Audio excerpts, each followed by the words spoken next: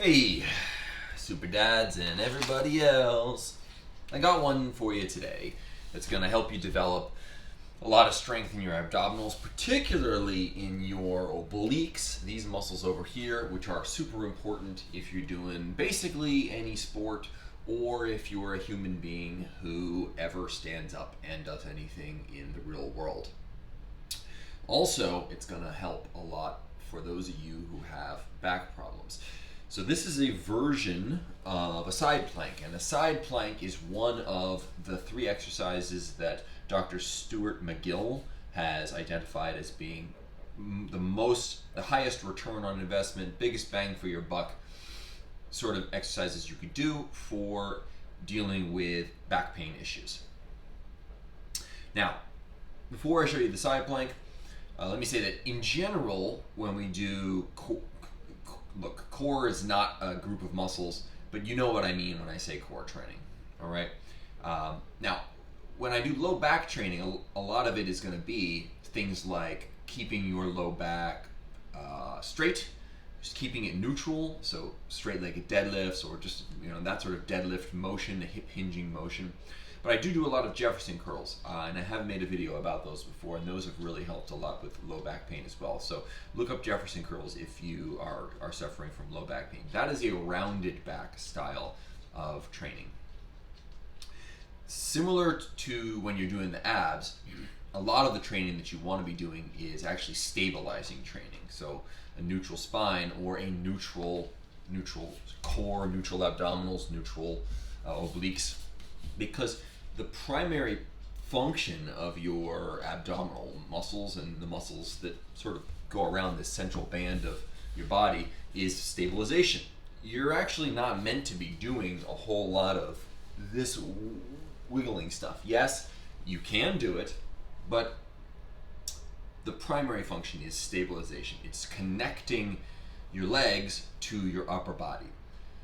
And the stronger that it is, the more you're able to transmit force from your lower body to your upper body, and not so much vice versa, because you rarely do something with your arms that you need to translate into your legs. So the side plank is a great example of this. It's a static motion, and so it's really going to train that stabilization. Now, there is an issue with this, though, which is the way that most people do like a side plank or a plank is they do the plank and then they just hold it. And while that's good, it's not bad, there are a lot of benefits to it, you're not really training the higher ends of strength output for those muscles. So you're training the stamina of those muscles. And yes, you can push it to failure, and so they should be getting stronger. All well and good. But that could end up taking quite a while. So what I'm going to present here is going to be faster, it's more time efficient, and it's going to really wear out your obliques much faster. So I really am a fan of doing yo-yo isometrics. This is a term that I came up with, and it stands for yielding, overcoming, and often it's 3, so yo-yo-yo isometrics, but it's not as catchy to say that. So this is an approach to isometrics where you start with the yielding version of the isometric, which is essentially a hold. So that would be your typical side plank hold. But then, after a few seconds, we're comfortable in the position, we feel good, we switch to an overcoming isometric, which is where we try to use basically as much strength, output as much force as we are willing, as we dare to do. And for me, that's going to be, I'm going to try to get to 100% of the force I'm able to output. And we'll do that for a few more seconds. It might not be 10, but aiming for 10. Then we switch back to yielding, so we're back to holding, and then we switch again, back to overcoming. And then back to yielding, and by the 3rd time we get to overcoming, where we're trying to output as much force as we can, you will almost certainly find that your overcoming isometric feels suspiciously like your yielding isometric, because you've exhausted the muscles so much at that point that it takes all of their energy just to hold the position at all. And that signals, once you finish that part, that signals the end of the set. Okay, so here we go. a yo-yo isometric set for the side plank. Now, the proper setup of the side plank, there are lots of ways you can do this. I like to do it on my elbow because it's more comfortable to do it that way. You can also do it on your hand if you like, and it actually makes it quite a bit easier because the angle on your the angle that you're creating is not quite as steep. I think this one is definitely harder, right? Because the more upright I go, the less my obliques are actually having to support my body weight. So this is the harder version.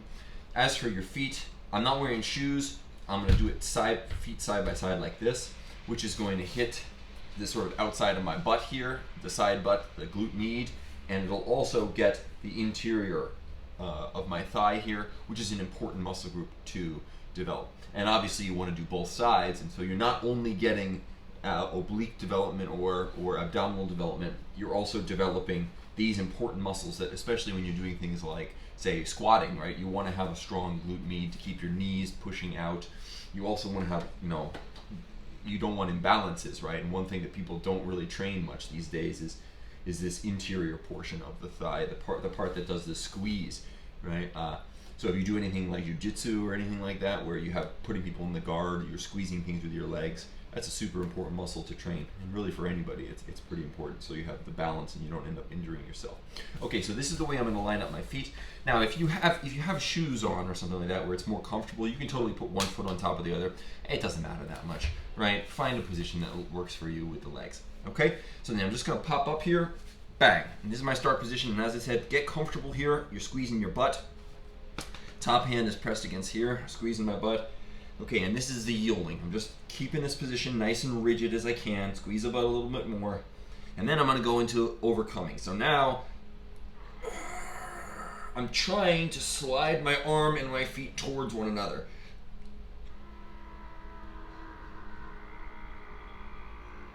Okay, back to yielding.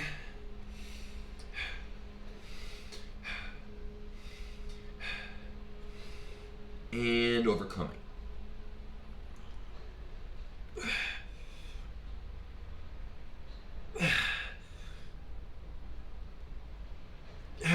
Yielding again.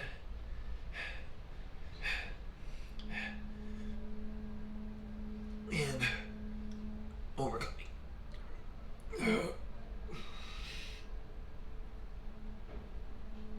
All right. And just as I expected, the third time I got to overcoming, it was basically just yielding once more. So that's what it looks like. It takes you less than a minute to do one of those, and you're basically going to fry out your obliques. Obviously, you want to do both sides.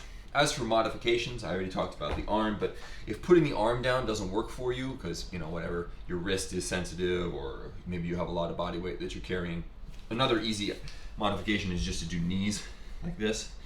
And normally, that wouldn't be a lot of weight, especially for a dude, for a guy who's got significant upper body strength. This wouldn't be a lot of weight. But keep in mind, it's not going to be hard for the yielding portion, but when you get to the overcoming portion, it's going to be just as hard as it would be for somebody who's doing a full plank the way that I did. So it's another great thing about incorporating these overcoming isometrics into sets like this is that, even if you have to do easier modifications, you can make them just as hard by outputting as much force as you are capable of. So there you go, yo-yo side plank. It's really helped both with my my oblique strength, my abdominal and core strength, and it's helped with my low back pain, which I've suffered from for quite a while, but I definitely noticed improvements in that since I started doing these. Enjoy, I hope it serves you well.